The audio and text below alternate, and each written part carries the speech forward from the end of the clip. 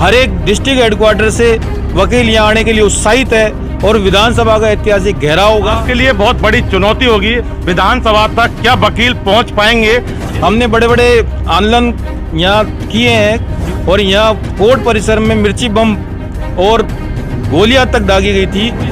ये मुकेश शर्मा आंदोलनकारी वकील हैं, कार्य का आपने बहिष्कार कर रखा है, जनता परेशान हो रही है। जनता का काम चल रहा है वैसे न्यायालय में ना वकील के जनता का काम कैसे? नहीं, जनता जा रही है कोर्ट में, अपना काम कर रही है। आप जनता अगर अपना काम कर लेती तो वकीलों की जरूरत नहीं पड़ती।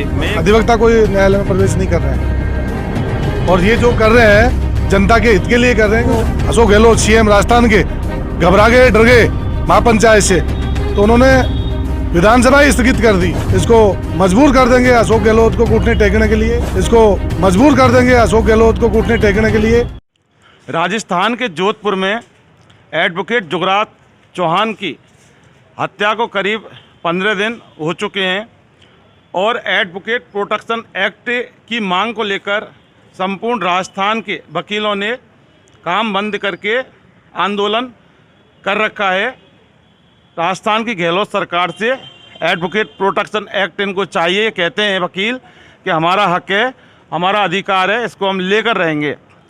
एक तरफ जिस तरह से न्यायिक कार्यों का बहिष्कार पूरे राजस्थान में 15 दिन से हो रखा है, तो इससे आम जनता पे क्या फ़र्क पड़ रहा है, कितना असर पड़ रहा है।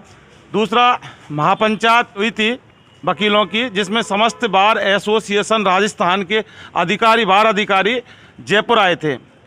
हम इसके बारे में भी बात करेंगे, जनता के असर के बारे में बात करेंगे, आगे की रणनीति के बारे में बात करेंगे। तो हमारे साथ यहाँ 2 वकील बैठे हैं और इस समय में सेशन कोर्ट की ग्रीन बार्ड का परिसर के अंदर बैठा हूँ। एडवोकेट मुकेश शर्मा और एडवोकेट मुरारी शर्मा हमारे साथ मौजूद हैं। बारी बारी से इनसे हम बात करेंगे। मुकेश शर्मा, ये बताइए कि 15 दिन करीब हो चुके हैं, आपकी महापंचायत भी हो गई, आगे की रणनीति क्या है? सबसे पहले मैं इसके बारे में बात करना चाहता हूँ। बार एसोसिएशन जयपुर के द्वारा महापंचायत का जिस प्रकार से आयोजन किया गया था, राजस्थान की सभी बार एसोसिएशन इसमें शामिल हुई।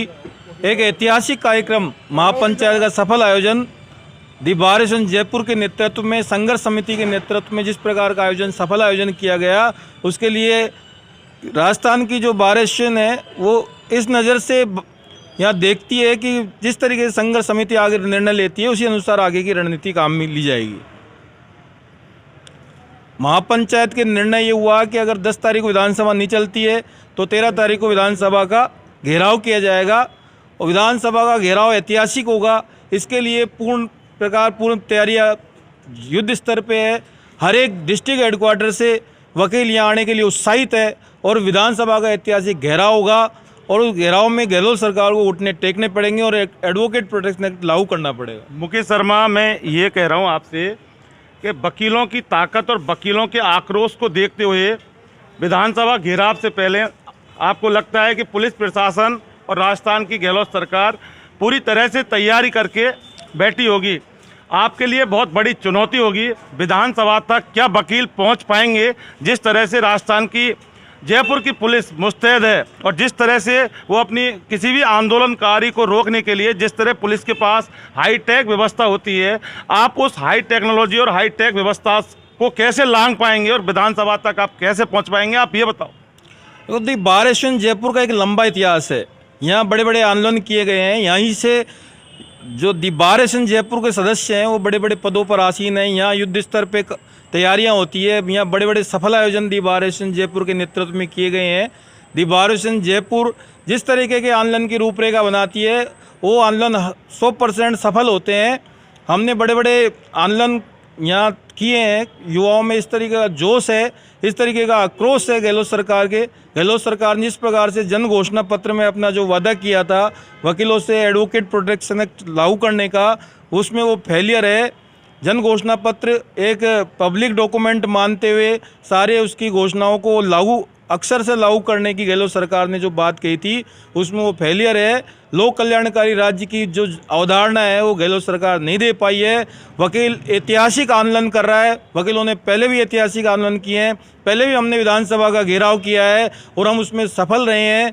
और गहलोत कितनी भी पुलिस लगा ले, और कितने भी प्रयास कर ले, कितनी युद्ध स्तर पे तैयारियां कर ले, पहले भी गहलोत सरकार के समय में ये आंदोलन हुआ था जिसमें घोड़े तक दौड़ाए गए थे और यहाँ कोर्ट परिसर में मिर्ची बम और गोलियां तक दागी गई थी। लेकिन उसके बावजूद वकीलों की जो एकता है, जो मिसाल बोलते हैं वकील एकता जिंदाबाद, वो एक मिसाल के तौर पर काम आई है।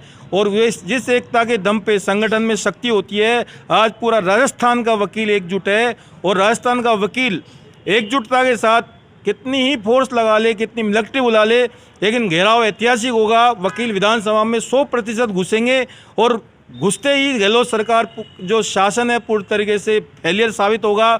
और जो एडवोकेट प्रोटेक्शन एक्ट गहलोत सरकार को जाना पड़ेगा।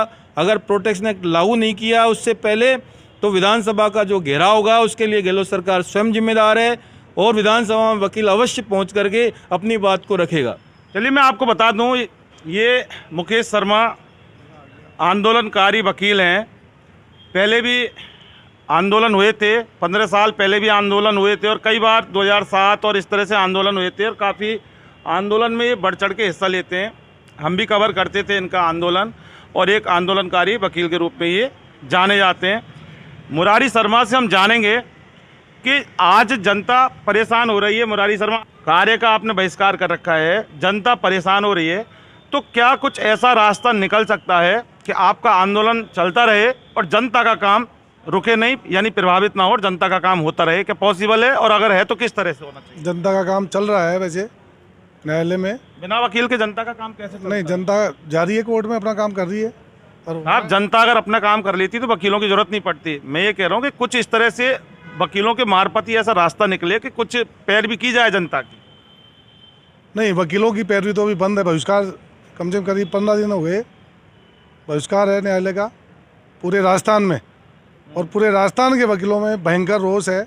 जब जोधपुर में वकील की हत्या हुई है उसके बाद में कोई अधिवक्तागण पूरे राजस्थान में कहीं कोई काम नहीं कर रहे हैं न्यायालय में।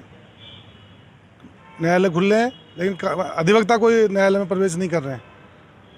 और ये जो कर रहे हैं जनता के हित के लिए कर रहे हैं, क्योंकि जनता का न्याय कौन दिलाता है? अधिवक्ता दिलाता है। जनता की पैरवी कौन करता है? अधिवक्ता करता है। जनता के लिए कौन लड़ता है? वकील लड़ता है।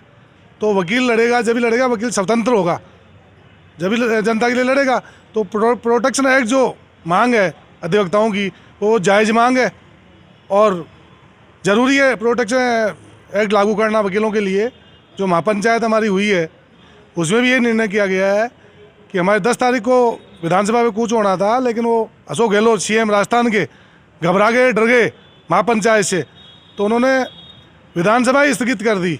तो हमारे अधिवक्ता राजस्थान के पूरे अधिवक्ता 13 तारीख को विधानसभा पे कूच करेंगे बड़े ज़ोर शोर से, भारी अधिवक्ताओं के साथ, और विधानसभा में जाएंगे, कूच करेंगे और इसको मजबूर कर देंगे अशोक गहलोत को घुटने टेकने के लिए प्रोटेक्शन एक्ट लागू किया जाए। चलिए, मुरारी शर्मा का कहना है कि सरकार को घुटने टेकने के लिए मजबूर होना पड़ेगा और 13 तारीख को इनका विधानसभा कूच पक्का है, क्योंकि 10 तारीख को होना था। लेकिन इनका ये कहना है कि वकीलों के आंदोलन को देखते हुए, विधानसभा घेराव को देखते हुए विधानसभा स्थगित कर दी। और महापंचायत में भी इन वकील नेताओं ने कहा कि जब विधानसभा की जो भी तारीख होगी वही हमारे आंदोलन की तारीख होगी। अगर विधानसभा की तारीखें बदली जाएंगी तो हमारी तारीख भी हम बदल देते हैं। सवाल यही है कि आखिर आम जनता को इंसाफ दिलाने वाले इन काले कोट वाले वकीलों के साथ अन्याय होता रहेगा, अत्याचार होते रहेंगे, हमले होते रहेंगे और इनकी हत्याएं होती रहेंगी, तो फिर आम जनता सुरक्षित कैसे हो सकेगी? सवाल राजस्थान की अशोक गहलोत सरकार से भी है।